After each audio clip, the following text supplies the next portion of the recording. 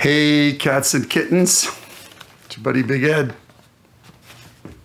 With a little bit of a wound.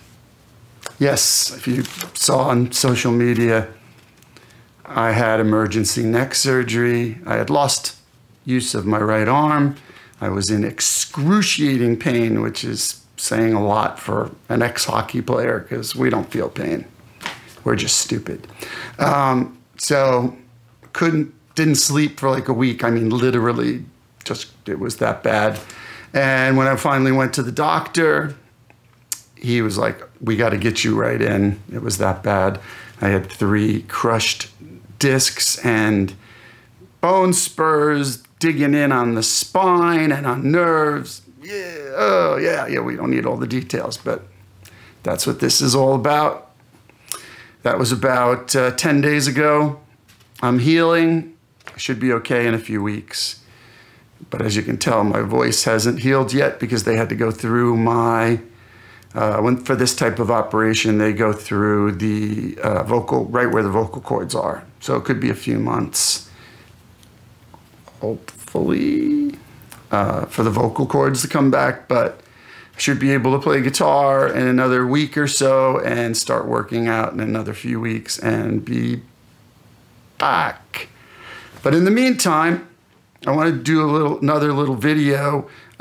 This one is sort of a continuation in the series of my last one, which was about the great John Martin, the amazing John Martin, one of the greatest acoustic singer-songwriters of all time. Now, I am going to do an episode on Richard Thompson, who I'm intimately familiar with, having worked with him and know the family.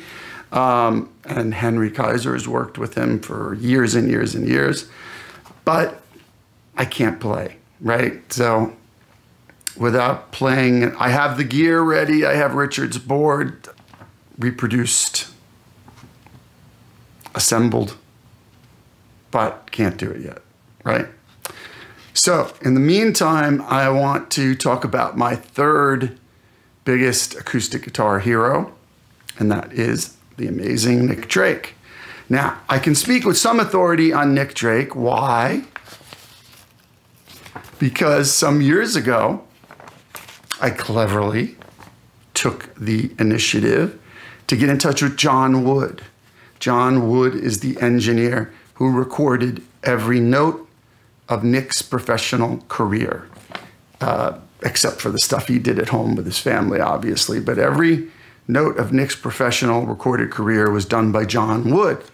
And there was so much speculation about Nick's guitar sound, miking, etc., that I was like, this is ridiculous. I think I know what the answer is here. Let me find John Wood. And oddly, I found John's sister, who is in California. Thank you.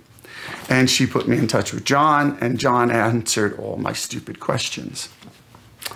To wit, people are like, oh, I see Nick with a D28 in one picture, or I see Nick with this guitar, or I heard that he used this guitar. Wrong. First of all, the D28 belonged to Richard Thompson, and that was just a picture. It's like Frank Sinatra when he was that famous publicity photo where he's in front of that, I think it was a U-47. He never used a U-47 in a session, okay? He used a dynamic mic, by the way. But anyway, it's kind of like that deal. So unless they shot that picture when he was recording that one song, that's the only time he used it. So from John, Nick did indeed use the Guild M20 on the first 3 albums. He also had a Martin, which was used for the last sessions, i.e. Black Eyed Dog, etc. And he had a semi-acoustic with pickups used on Poor Boy. Can't remember much about it, though. But the acoustic guitar that Nick used almost exclusively on every professional recording was the Guild M20. It's a small-bodied, all mahogany guitar. It's a great guitar. The miracle, though, if you ever get your hands on a Guild M20, a vintage one, not the reissues, is the neck is pencil thin. And I don't just mean thin in width from back to front, from back to frets, but I mean width up and down. It's super duper thin. And the miracle of that, particularly with Nick, is he was 6'4". He was my size and he had big hands. So yes, he played in alternate tunings, but it's a miracle he played that guitar at all and got it to sound as great as he did. So the Guild M20, particularly on the album Pink Moon, is the guitar that Nick played. Now, you can get that sound with a lot of small body guitars. One in particular that will not break the bank, because I've personally played it and tried it and owned it, is the Martin 0015, all mahogany, much like the M20. It's exactly the same size as the M20. It has a 1 11/16 neck, which is like standard guitar neck, especially in the old days. I ordered mine special with a 1 3/4 neck because I'm not Nick. I'm not fighting the damn thing. I want some string spacing between to do my picking, make it easier on myself. So that's like an upcharge of like, I don't know, $250. But for me, it was well worth it. However, if you are cool with the 1 11/16 neck, those guitars go for like around $900. I think used, I'm pretty sure, if not less. So it's the Martin 0015, all mahogany. And trust me on this, it sounds 90% of the way there of the Guild. Might not be quite as resonant. It's a little deader, but it's pretty damn close. And the old Guilds, because they were the Nick Drake guitar, have shot up in price insanely the last few years. And again, they're impossible to play. Now, let's talk about strings. Apparently, Nick never changed his strings. It was a miracle that he could do all these alternate tunings. And by the way, there are websites dedicated to this. He did different tunings on almost every song, which is why it was hard for him to play live, because he'd have to retune all the time. And maybe it was hard to keep it in tune because he never changed his strings.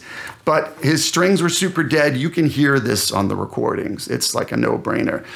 Ironically, way back in my career, I would say 20 years ago, I just really did not care for phosphor bronze strings. I still don't care for them. I like them on certain guitars, but if I was having my druthers just for my music, I would go with nickel strings, and I did use nickel strings for many, many, many years. In fact, I used Diakisto Tony Rice nickel strings, which were 13s that he used on his acoustic guitar, which is really what gave me the idea. I'm like, well, if Tony Rice is using nickel strings, there must be a reason. And as soon as I tried them, vintagey, because they weren't all sparkly and crisp and harsh. They had that old time sound, because guess what? In the old days, talk to an old timer. They were nickel strings. Nickel for electrics, nickel for acoustics. So either Nick had nickel strings, which is probably what they were, but he also didn't change them that often. So that also contributes to the sound. And when I put nickel strings on my Martin 0015, boom, there you go. So that's another part of the sound that I think is very important. And thirdly, miking technique, right? Like, okay, so Nick was awesome. He had an awesome picking technique. He kind of used his fingernails, but he was hitting flesh as well and had an amazing thumb when he was picking. His time was impeccable. Like, I think he probably studied classical guitar growing up, but he obviously worked with a metronome. A lesson for you all kids. It really helps. But what the other part of the equation is miking, right?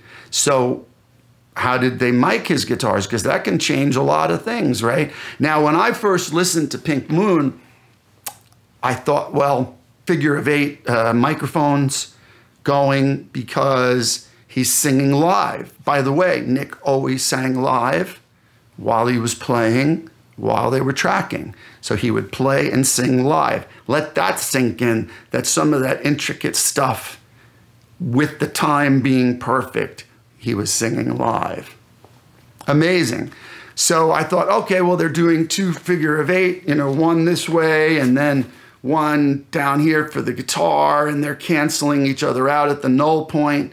So the vocal's not going into the guitar too much, which leaves you a little more room with mixing. But if you're cutting live, it's live, baby, you know? So I asked John Wood about this as well. And John says, I'm afraid I've never had a set routine for recording acoustic guitars. On the records you speak of, I would have probably favored KM56s, but only having one available, might have wanted to use it in something else. Other mics I liked were the Sony C38, which is a ribbon mic, and for Nick's guitar, a U67. There go the figure of 8 to cancel out from the voice. These days, most of the above are unavailable. I use a stereo pair of AKG 414s, though I'm never sure of the precise model, as there seems to be a lot of variants of this mic.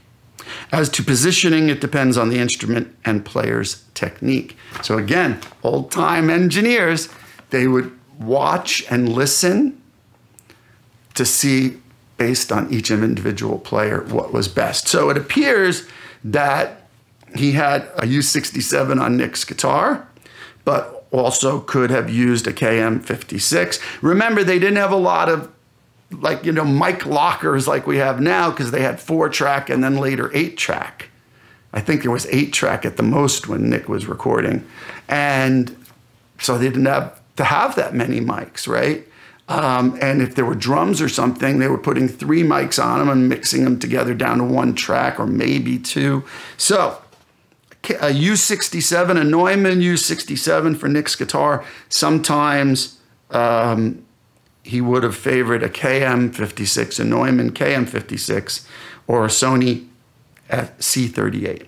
Now, the other interesting thing about this, these are the exact same microphones that when I started working with Bob Olson 20 years ago here in Nashville, that he favored. Coinkydink? I think not. You know, trust the old dudes. They know what they're doing, and you will always get better recordings. We never use new mic, hardly ever use new mics. The newest mic I use is I have this Loughton, I think it's an Atlantis that I use for my voice, and sometimes I use for the front of my guitar as a few feet out as a room guitar. But on my guitar, I always have vintage ribbons or Neumanns, usually a KM84. Bob loves KM84s. Bob did have KM56s at Motown that he used on Marvin Gaye's What's Going On. There were KM56s, KM86s. You get better results. So don't trust a lot of new mics, but that's right from John Wood, the guy who recorded all of Nick's records, okay? All the ones we laud and appreciate and love today. John Wood, he's still working too. He still has his own studio, does mixing and recording. Great dude, what an engineer. I mean, that stuff sounds immaculate, just gorgeous. So that's what I wanted to say on Nick Drake. There's a ton of weird, bad, false information on the web. And I know Nick means a lot to you all as he does to me. So I'm not saying go out and get these guitars. By the way, any small, all mahogany guitar that's that size or slightly larger with nickel strings will get you there. It doesn't have to be the Martin 0015. It could even be more expensive guitars, but I think when you get into more expensive guitars, you get a little bit more complex overtones and stuff going on. And if that's what you want, cool.